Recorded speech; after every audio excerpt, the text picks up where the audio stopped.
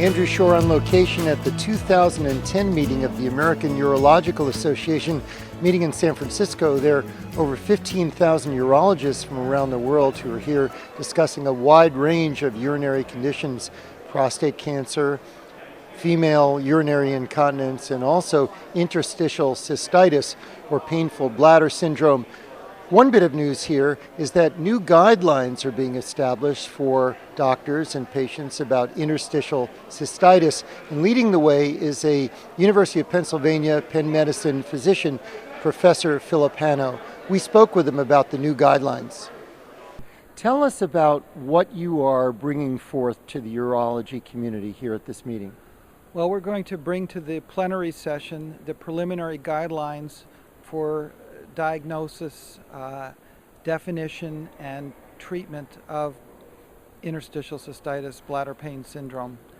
The guidelines are not complete yet. They still have to go through final peer review, and they should be in the literature published later this year and on the AUA website.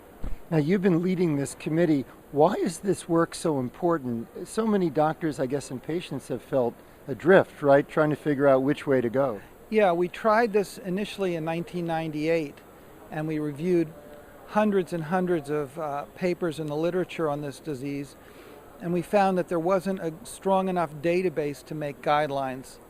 But now, with the explosion of interest in this disease in the last 10 or 15 years, both in this country and around the world, we thought this was the right time to set guidelines that would obviously have to be changed in the future as we learn more about the disorder. But for now, we want to help to make the diagnosis and treatment more rational and give people something to start with when they're looking at patients with these symptoms. Yeah, well, we've decided that the disorder should be referred to as interstitial cystitis bladder pain syndrome, making no differentiation between the two. And that puts us more in line with the way it's looked at in Europe and in Asia, so that everyone will have a similar type of nomenclature, hopefully. Therefore, the abbreviation will be IC BPS.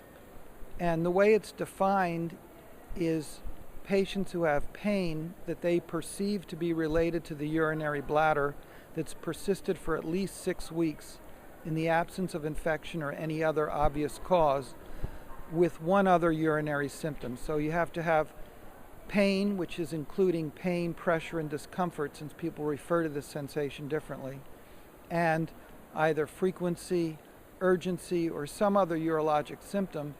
The reason for that is it's a syndrome, and the definition of a syndrome is more than one symptom.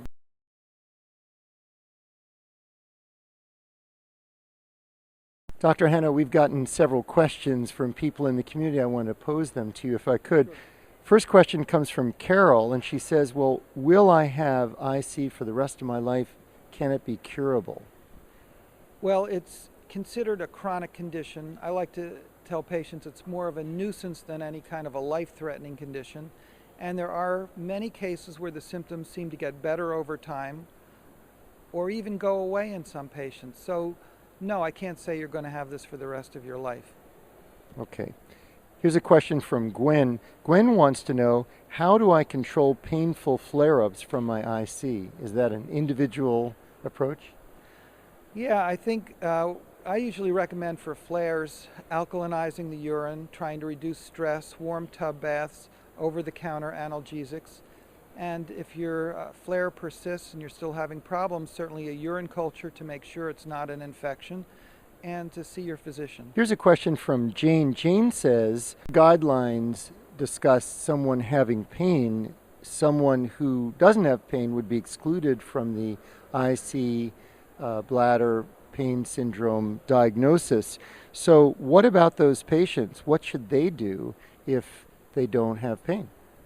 Well, we were careful not to just call it pain. We call it pain, pressure, discomfort, because people refer to that sensation differently in different countries also. I think if you don't have any pain, you don't meet the criteria for the definition, and you don't have this syndrome.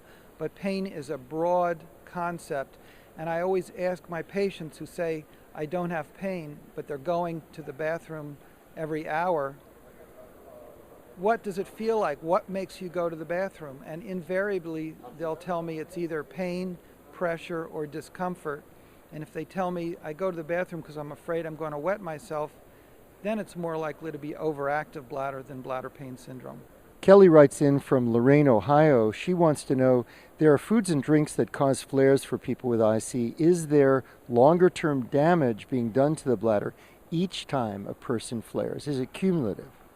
No, I don't think there's any data that you hurt yourself by ingesting a food or beverage that gives you a flare or makes your symptoms worse. Jennifer writes in from Charlottesville, Virginia, and she says, what kind of research is happening to better understand the link between allergies and interstitial cystitis?